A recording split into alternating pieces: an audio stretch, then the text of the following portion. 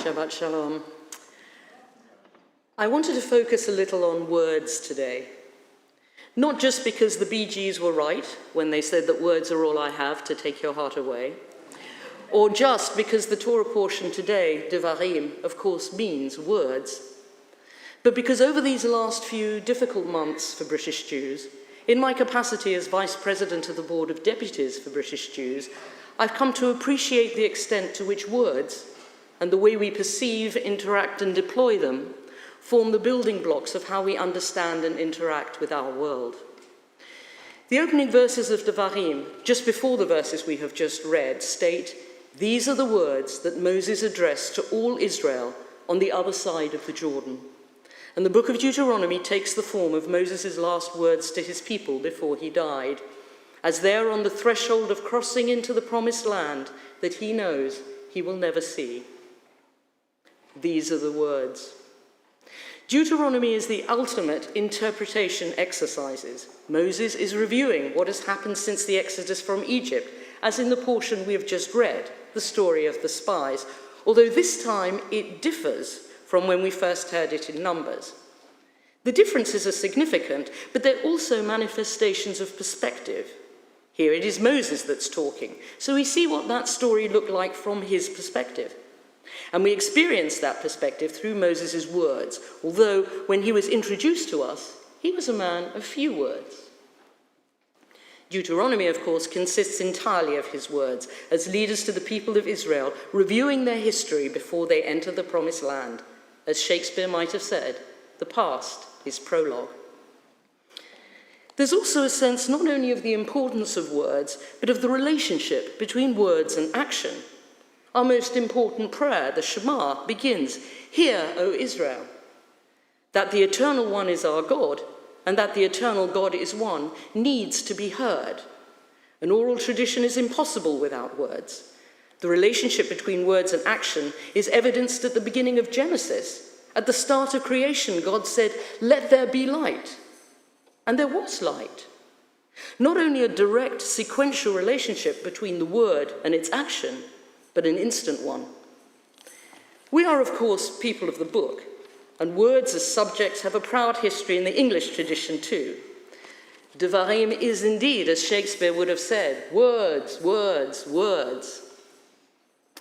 Of course, Hamlet, here in response to Polonius, who's clearly getting on his nerves, responds to the inquiry as to the significance or substance of what he is reading by thus dismissing it.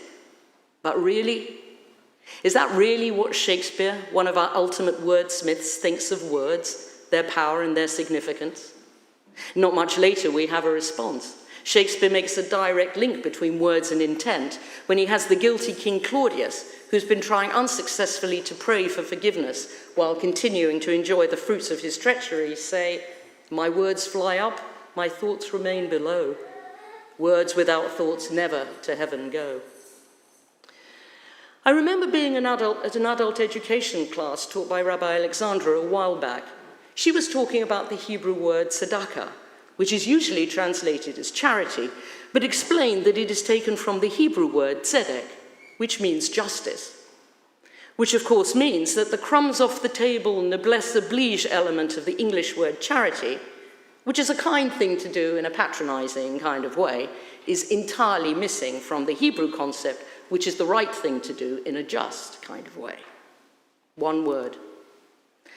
And of course, translation or interpretation, which is about freeing meaning so that people who don't know the language can understand, is always an act of selection from a myriad of words in another language which convey elements of the word under review, and so is only ever going to be a larger or smaller fraction of the meaning of the original word or phrase.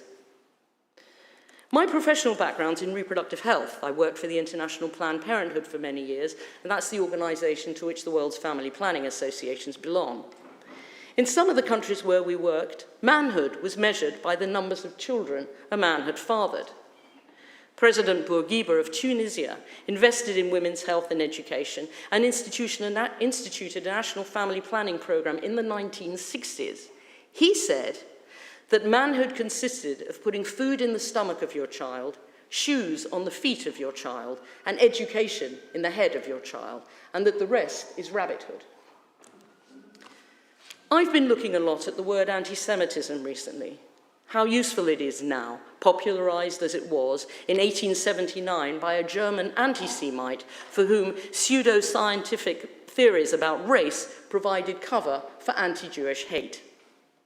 There's no doubt that this is a difficult time for British Jews, with the arson attacks on Hatzalah ambulances in Golders Green in March this year, followed by the Golders Green stabbings, coming after the terrorist attack on the Heaton Park Hebrew congregation on Yom Kippur last October. Closer to home, Finchley Reform Synagogue had bricks and a petrol bomb thrown at it, which thankfully did not detonate, but might have caused significant damage were it not for the reinforced glass which had been installed on CST advice relatively recently. And evidence emerged recently that the Sternberg Centre, which houses not only Leo Beck College and the new North London Synagogue, but the headquarters of the new Movement for Progressive Judaism, had been staked out by individuals passing information to Iran's intelligence service. But of course, although the government announced this week, the closing week of Sir Keir Starmer's premiership, a package worth over £250 million across the next 3 years, dedicated to increasing security for Jewish communities, we all know that living behind ever higher walls and having an ever heavier security presence isn't the way we want to live as British Jews. As one of your deputies, and in my capacity as Board Vice President for Security, Resilience and Cohesion, I've tried to hold the line in meetings, in the media, and before the Home Office Select Committee, that this isn't about which group is being attacked. It's about the kind of Britain we want to live in. We wrote expressing solidarity with the Sikh community after the vicious spate of hate attacks they received in the wake of the murder of Harry Nowak. And on Thursday, a joint interfaith event, Together We Rebuild, co-sponsored by the Board of Deputies and the UK Muslim Network, brought together senior Muslim and Jewish leaders, interfaith activists and young people to talk together about a range of difficult issues, including religious freedoms, countering hate, and the Israel-Palestine conflict.